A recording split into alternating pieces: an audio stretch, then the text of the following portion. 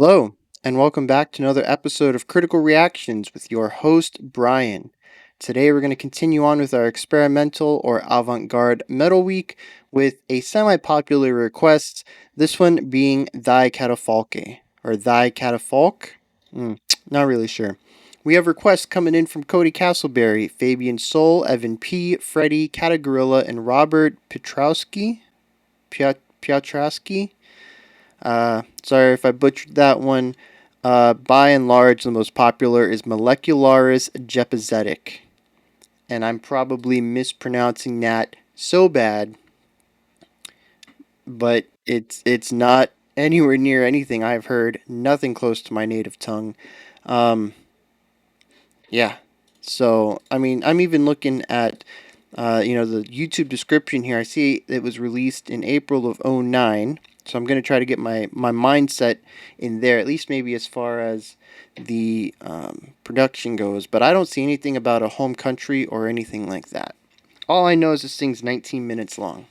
So, as usual, with these ridiculously long epics, strap in, get comfy, get a snack, and fill up your water bottle. And let's dig into some new metal. Not new metal. You guys know what I'm talking about. Let's go!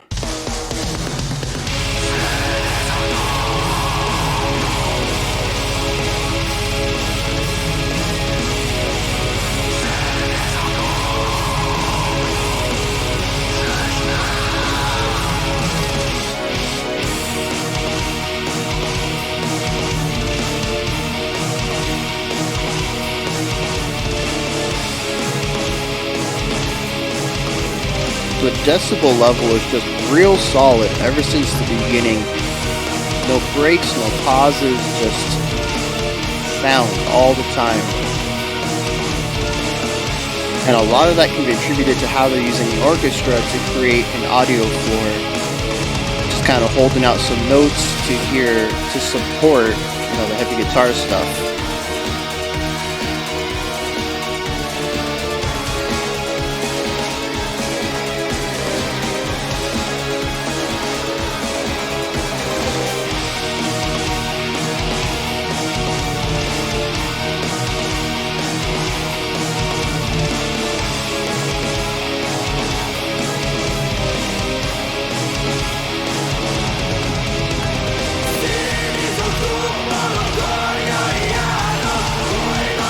Yeah, I'm really liking how they got the choir going,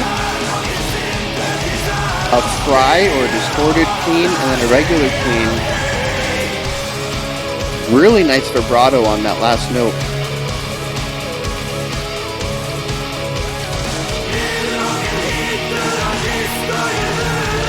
But again, like so many of the other symphonic metal stuff we've listened to, the vocalist and the orchestra are doing the same thing. It's literally just there to expand the sounds.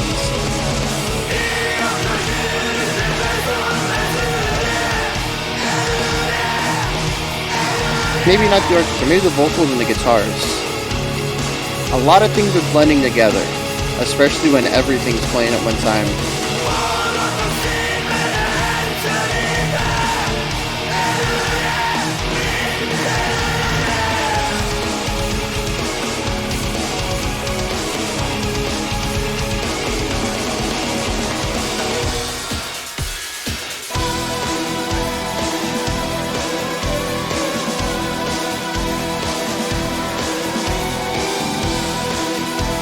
This band works a lot with texture layering, which is interesting.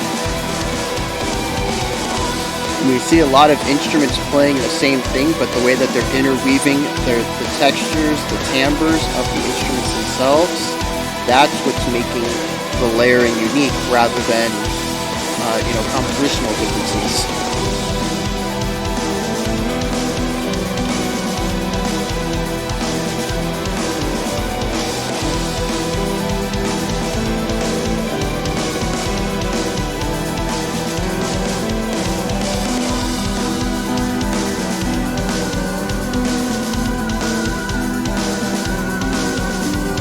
I love those little snare rolls, real light.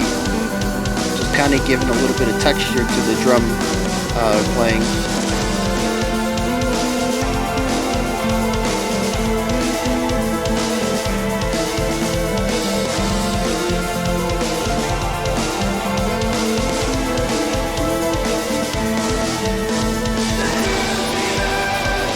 everybody came down for the bass solo rather than trying to bring the bass up in the mix.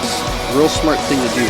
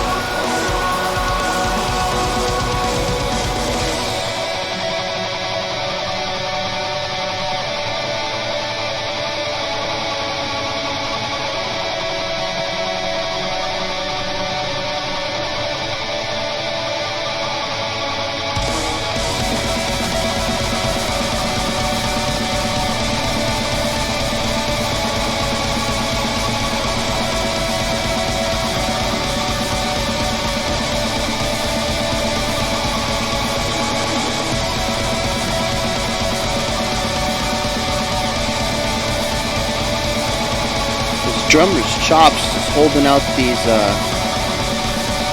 real repetitive, quicker rhythm here.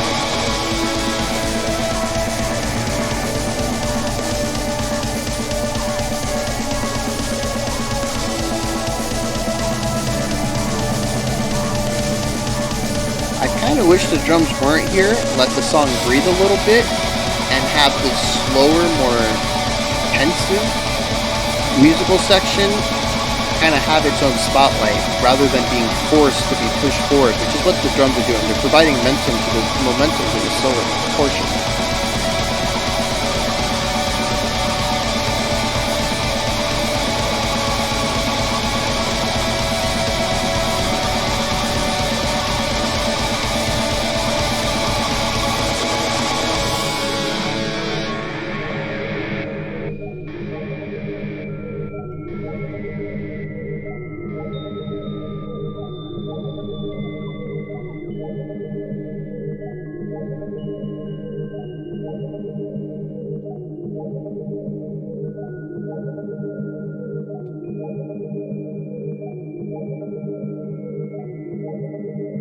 However, I am happy that the song is getting a chance to breathe, and we're given some context and some dynamics to make sure that when we get heavy again, you know, it has purpose, it has meaning, it has impact.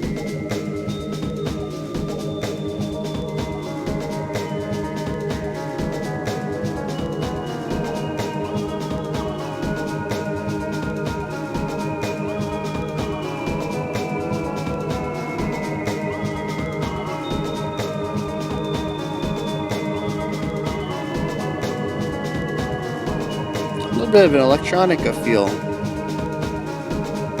Real chill. I'm not familiar with electronica genres. I'm not sure which one's chill when you like relax to and which one's when you dance to. Although I guess that would be like dance music.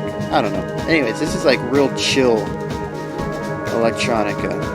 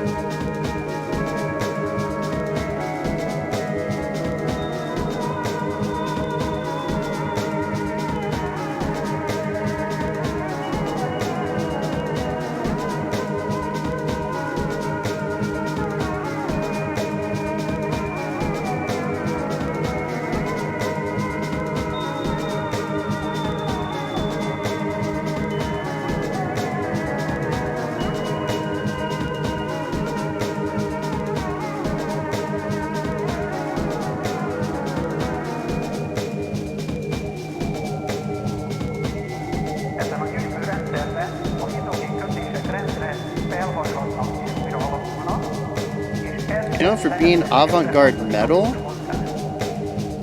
they're going a surprisingly long time without anything metal, not even metal influence. This to me is more jazz fusion.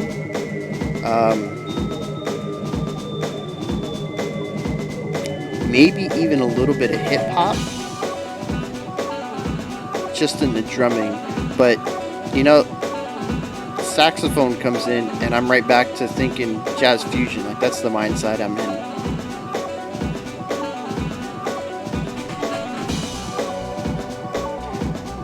But it's interesting because, the electronica makes sense. This is very loop-based, and electronica is loop-based. Jazz fusion is not. Jazz fusion is very loose with compositional structure. And, yeah, so it's interesting to hear that sound in a riff-based formula.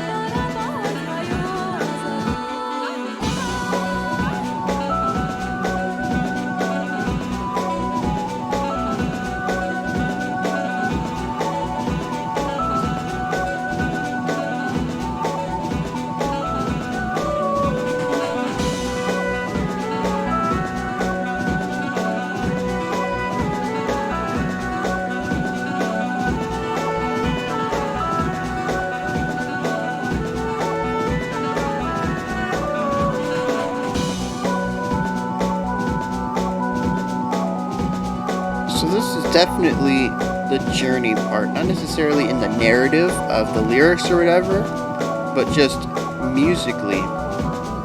This is definitely the part of the song that's supposed to be trance-like. It's supposed to get you to just close your eyes and let your mind wander. And I think it does a great job of that, but it's not really going anywhere. And I'm just eagerly anticipating the next section.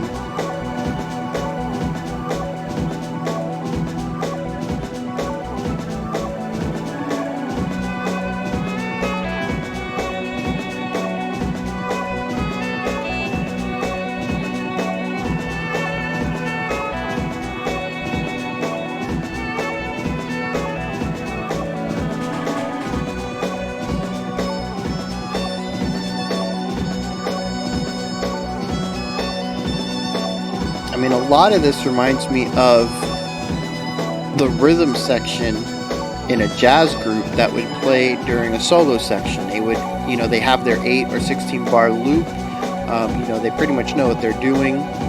And, your soloist solos over that staticness so that, they have an idea of they have the knowledge of what the song is doing to improvise, to basically compose on the fly. But this is that section without a lead, without the solo. You have these little, 4-bar snippets where a violin will come in or a saxophone will come in or a little bit of an electronic sprinkling, but it's mostly just sitting still for minutes. This is not a song for the impatient at all.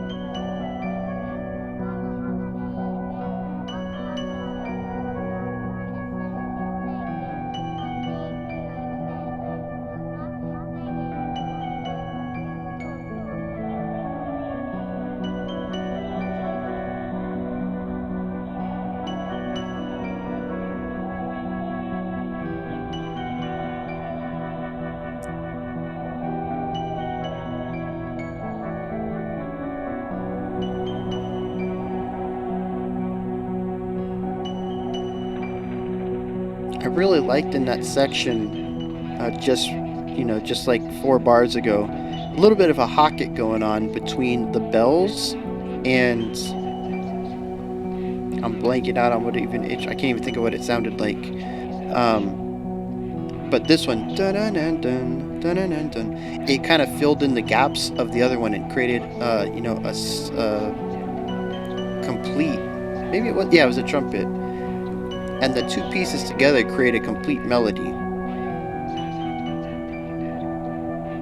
But it's interesting that they created a hocket out of a loop where you have a moving solo section and filling in the gaps is riff based almost, and that's interesting.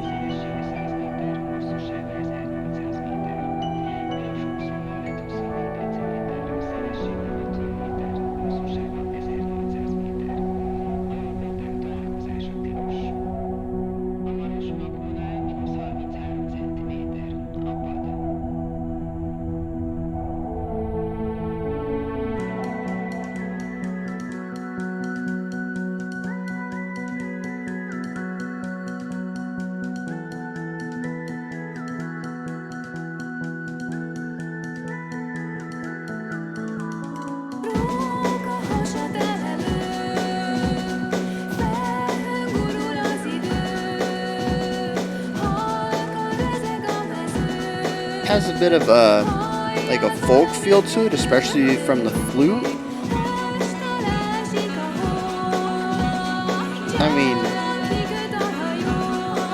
not necessarily. The saxophone kind of has. I don't know. Saxophone's throwing me off a little bit, but the drums, it's like modern day folk, and that's really cool. Metal bag. How long was that? I don't even know. That had to have been like 7 minutes, 8 minutes no metal in a metal track.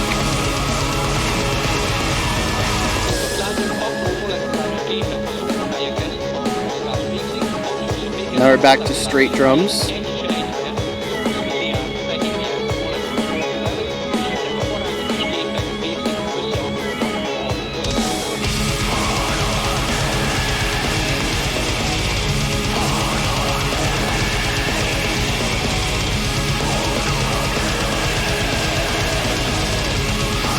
And the straight drums are due to the fact that other instruments have picked up the momentum. You know, in the heavy parts, the guitars are bringing the momentum to the table. In this one, it's that electronica bit in the backgrounds.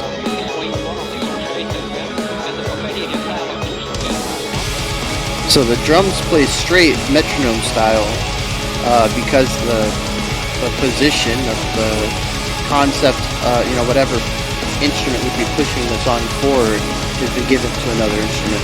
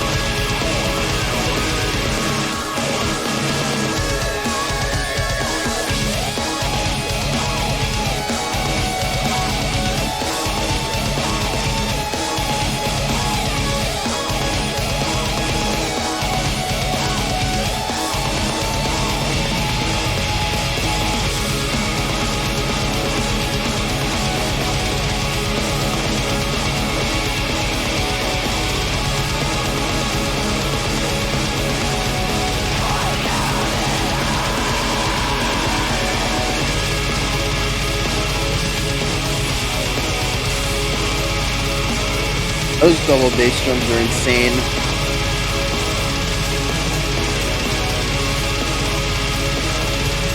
I think that's the fastest we've heard on the channel. I can't even imagine. I'd have to see it, and then I don't even know if I believe it.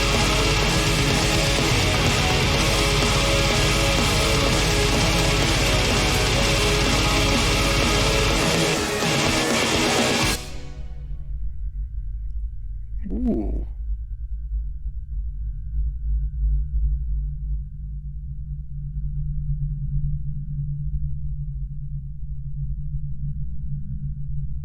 És ezek a másodlagos kölcsönhatások szobahőmérsékleten, tehát az élet hőmérsékletén örökösen felhasadnak a hőmozgás energiája folytán, de csak egy-egy kötés hasad fenn, tehát maga a szerkezet fennmarad egységesen, ugyanakkor bizonyos elemei képesek egy elég jelentős atomi szintű mozgásokra.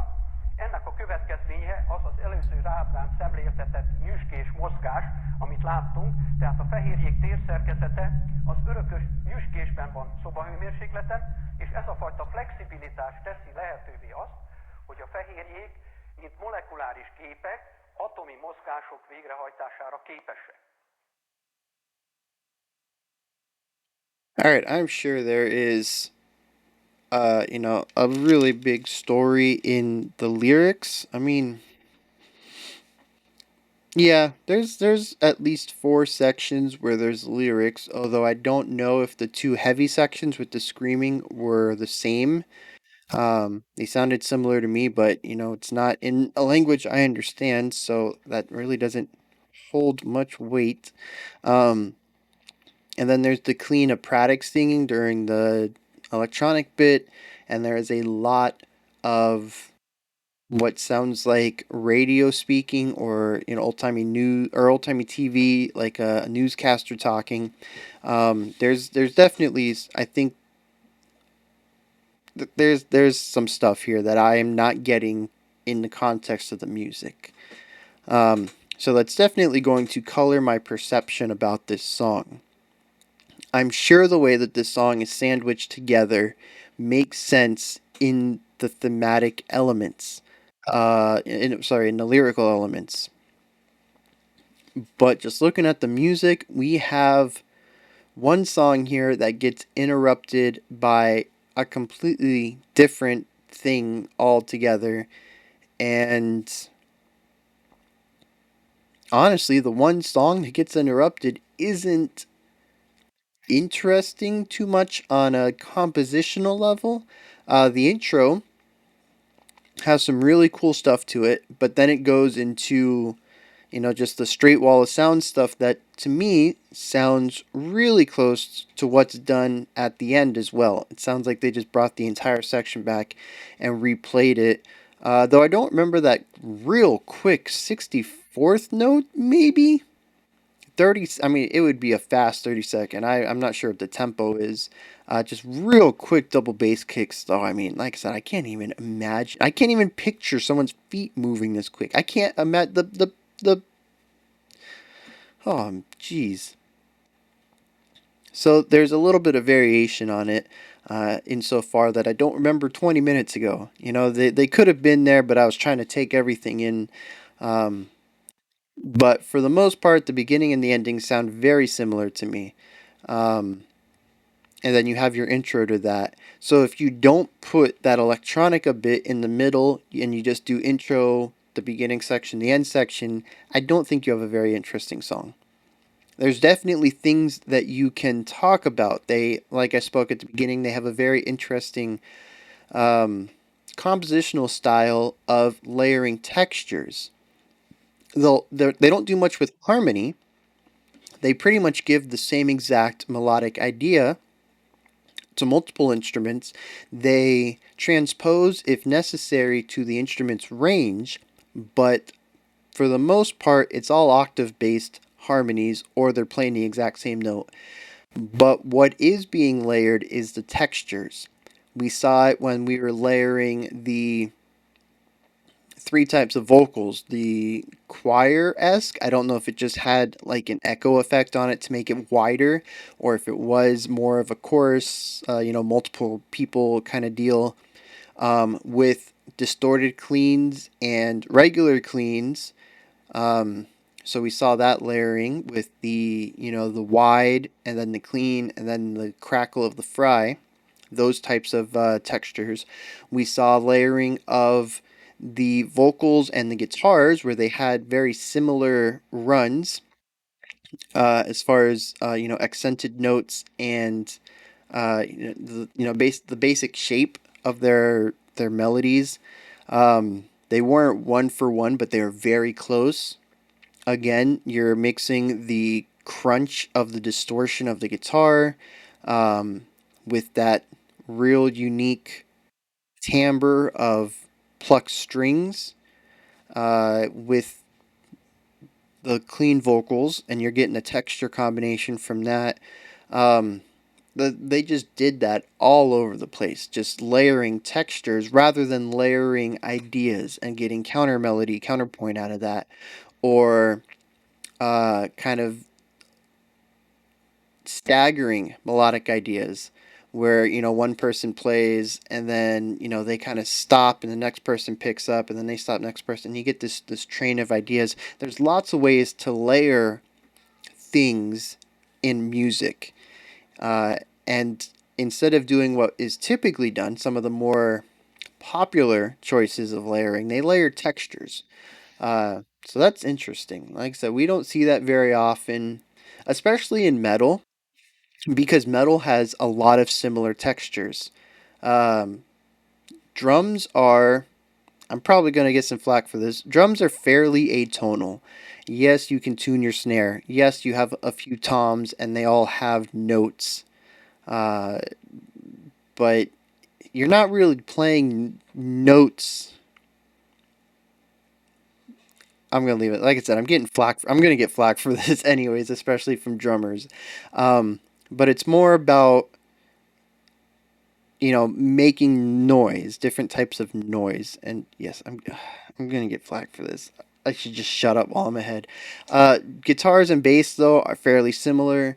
Um, it's just the width of the string that's really the difference, and then the kind of sounds that you produce with your different pickups and your modifiers, your pedals, the amps, your cabinet, all that stuff. But for the most part, your core, when you strum that note, the core sound that's going into all of your modification stuff, um, it's similar. It's a plucked. You can finger pick, or you can. No, I guess using your nails isn't so much different than using a pick. You can't really. Well, most people don't use a bow on an electric guitar. But yeah, so for the most part, bass and guitars have very similar timbres. And then you have your vocalist, and especially in metal, your vocalist is going to distort and compress his vocals to get crunchier, grittier, distorted, crackly vocal techniques, which pretty much falls in line to what you're doing digitally with the guitar. So you're getting very similar timbre and um, textures out of your metal vocalists. So there's not a lot of texture variety in metal. Yeah, you got your. I mean, you can put a clean singer in there. That'll give you a little bit more texture variety. A lot of bands opt to have a piano or a keyboardist to kind of get that clean hammered kind of sound. You also occasionally in some. You know what? I'm getting way off topic. You can introduce more textures to a metal band, but for the most part, your generic metal band is going to be fairly texture homogenized. Um, so yeah, these guys go out of their way to ensure that they have a lot of textures they can play with, so they can layer them. And again, that's not something you're going to see in a lot of metal. So that's really cool as far as the heavier section. The softer section, though, I am not about at all. Um, I mentioned some of the things I liked about it. It feels like a jazz fusion or like a jazz solo section. You have your rhythm section laying down the metronome. Your drums are doing some metronome work. Your bass might be playing a little bit of metronome work as they walk, a quarter note bass line or something. Um, your keyboardist, your guitarist, your pianist, they're going to be basically playing chords to give you the roadmap to what you should be soloing over. And that's your solo section. That's your rhythms. I mean, they're called the rhythm section. Um, and that's what was happening here. There was, your your electronic audio floor that was kind of creating the space to play melodies over. You had your drum playing that kind of funky, kind of straight groove. Um, I really dig that. Uh, but the problem was there was no solo section. It felt like 10 minutes worth of a bass and an audio floor, and occasionally a melodic line, a short melodic line at that. Um, like I said, when it was playing, I understand it was probably a trance-like thing. You just kind of close your eyes, let your mind wander, let the song take you on a mental journey, and I can appreciate it on that measure. And if I was in the mindset for that, it might have worked. Which I guess I more of my personal time. I try not to wander off when I'm doing this because I mean you guys are checking into my channel so that I can tell you the cool things about the band or the song. And if I'm not listening to it, I can't really tell you the cool things about it. Um, so it's kind of like that's something I kind of fight when I do these because I'm trying to give you something technical about it, but also there are certain songs and certain parts of songs that are kind of created for you to turn your brain off, and that's I don't know. So this is definitely one of those sections. I kind of appreciate it for that.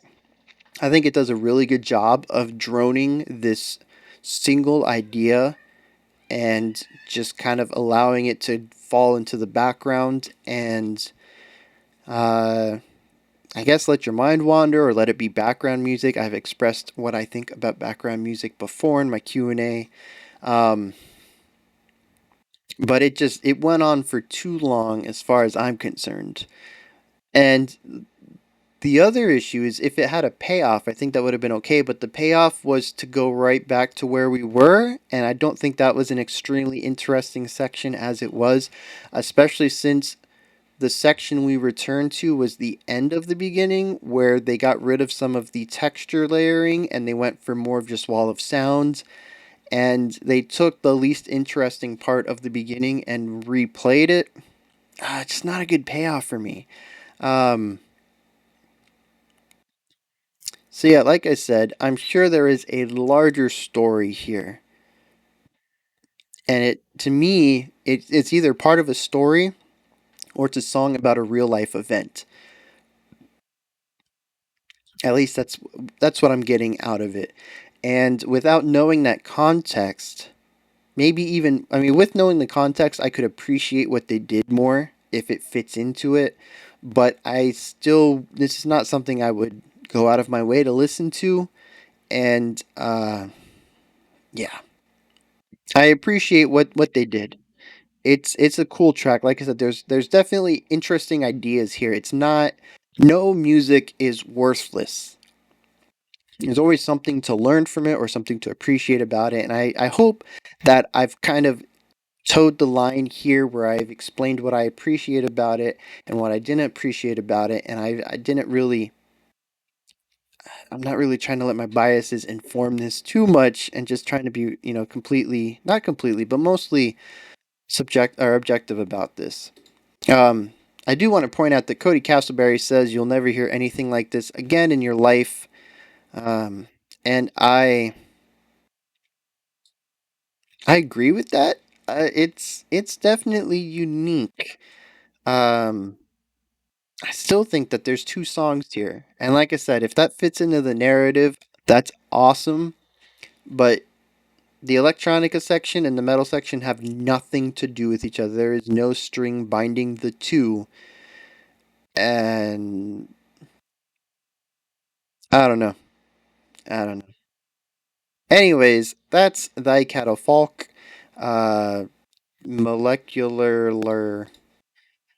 Molekularis Gépezetek. Let me know what you guys thought down in the comments. I'm definitely interested in hearing back from the people who understand this song, know what it's about.